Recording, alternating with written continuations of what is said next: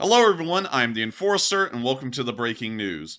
Today, the Sergey Kotov, a Project 22-160 class corvette, has been destroyed off the coast of Crimea by a Ukrainian kamikaze drone attack. We were told this news just hours ago as Visegrad 24, amongst many other sources, began to confirm the destruction and sinking of the Sergey Kotov. We have several different perspectives of the attack. We have some camera footage here released by the Ukrainian Ministry of Defense from the kamikaze drones themselves as they began to hit the Sergey Kotov, and we also have a camera video made on shore of the Sergey Kotov also being stricken and sunk as well. Here's the first footage showing the kamikaze boats attacking the Project 22-160.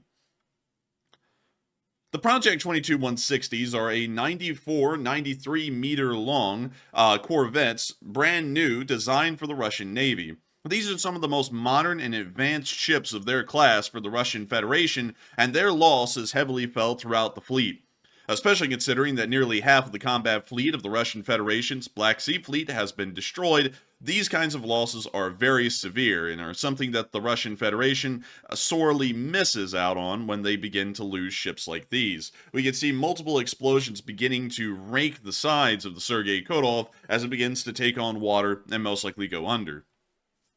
The Sergey Kotov, from what we understand, went down very close to shore, and most likely may be salvageable in the future by maritime salvage operations. But for the moment, this ship is most likely going to be a complete write-off, and we're most likely also going to see that if any salvage operations are conducted on the Sergey Kotov, they will most likely result in the ship merely being scrapped, instead of refitted or repaired and put back into naval service. Here is a second video made by a civilian on shore watching the Sergey Kotov get hit within the harbor. The Sergey Kotov is this black silhouette that you see right here where the mouse cursor is circling on screen. Notice that the hits are identical to the ones we saw on the Ukrainian drone footage as they hit to the stern of the vessel. We see the Sergey Kotov firing, and then we can see the first explosion of one of the kamikaze drones directly along the stern of the vessel. Right about, and let me see if I can get it for y'all, right about here where the helicopter landing pad is on the Project 22-160. This is once again confirming that these two videos line up exactly in their time and sequence of events, and thus confirm that the Sergey Kotov is most likely going to be a loss for the Russian Navy. It's very important to talk about the Project 22-160s and the kind of value that they bring forward to the table for the Russian fleet, as these ships are once again one of the most modern and advanced, with the earliest ship in the class being only a mere 10 years old. This is the Dmitry Rogachev, which was pictured in Sevastopol sometime around 2017, but nevertheless, these vessels are one of the most modern and advanced for the Russian Navy. They aren't the largest or the most powerful in terms of firepower, only being about a mere 94 meters long or 308 feet. Their weapons armaments are also somewhat small as well, with a 76 millimeter main gun, as well as some missile cells aboard the vessel, but beyond that, there isn't really much more there. The missile cells are not seen on screen because they are recessed into the vessel, much like a cell block would be on an Arleigh Burke class destroyer or any other kind of modern destroyer that is seen within other foreign navies. However, it's also very clear to depict a proper picture of these kinds of Project 22-160s, as these are not destroyer-sized vessels. These are actually what would be called a corvette or a frigate. The corvettes and frigates are a little bit smaller than destroyers and carry less munitions and firepower than a destroyer could, or more so, a cruiser. Another interesting thing to note about the sinking of this Project 22-160, the Sergey Kotov, is that apparently it had a Ka-29 helicopter on board, which would make this the first time in history that a maritime drone was able to destroy an airborne target, or more so, an airborne vehicle that was inside the hangar of the Sergey Kotov. Nevertheless, this loss is very severe and is once again showing the Russians that they will be having a very difficult time even trying to protect the more advanced and more capable of their service fleet, such as the Project 22-160 class. At the exact same time that all of this was going on, we were starting to hear that the French, along with the Czechs and several other European countries, are going to be releasing 800,000 artillery shells of the 152mm variety to Ukraine, according to President Emmanuel Macron of France. This is a deal that has been corroborated and worked alongside with the French and the Czechs to try and figure out how to get these shells from outside of Czech ammunition depots and into Ukraine.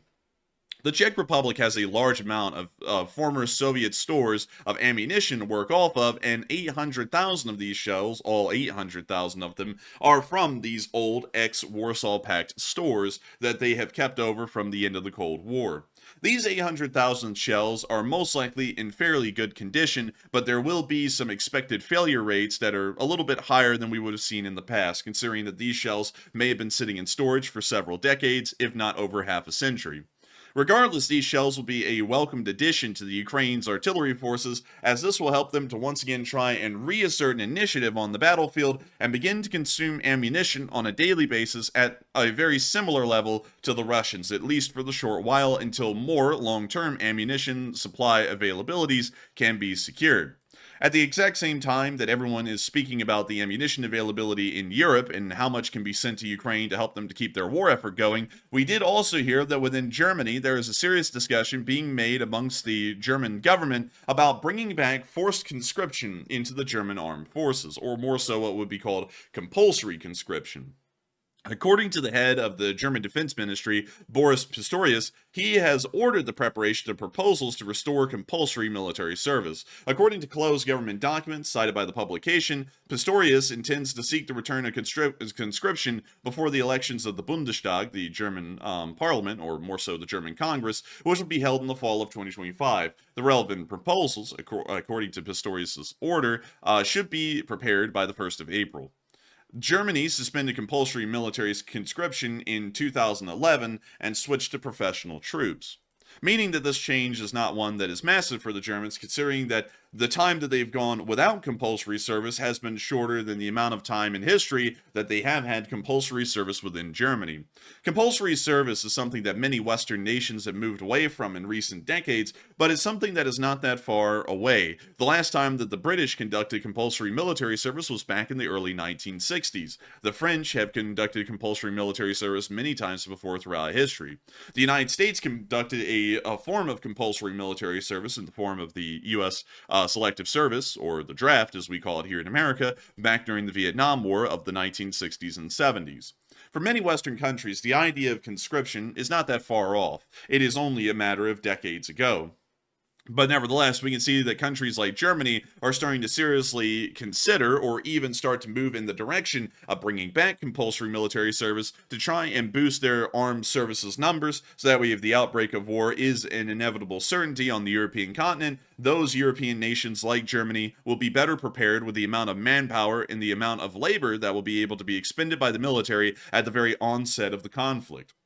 At the exact same time within the United States, we have apparently heard that while many are trying to figure out how to boost the numbers of the armed forces, some armed service members here in the United States have decided to use their time in the service to end up disclosing classified information and documents to those that should not be getting it over dating websites.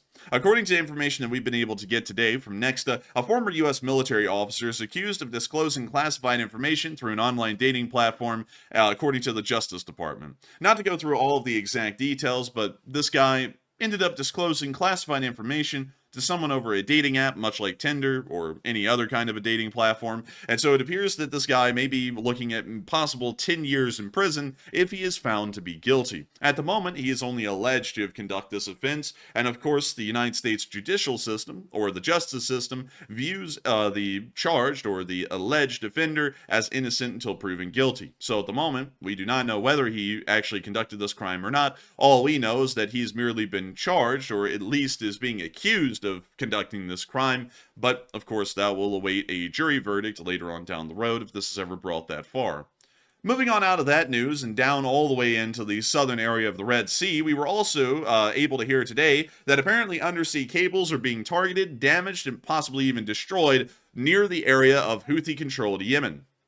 25% of all undersea traffic of telecommunications occurs through this very area of the southern Red Sea, not only making it a vital link for merchant ships traveling through the region, which makes up nearly 40% of all maritime traffic in the area of Asia and Europe, But also, the existence of these undersea cables is a massive and huge link in between Asia and Europe as far as their communications are provided.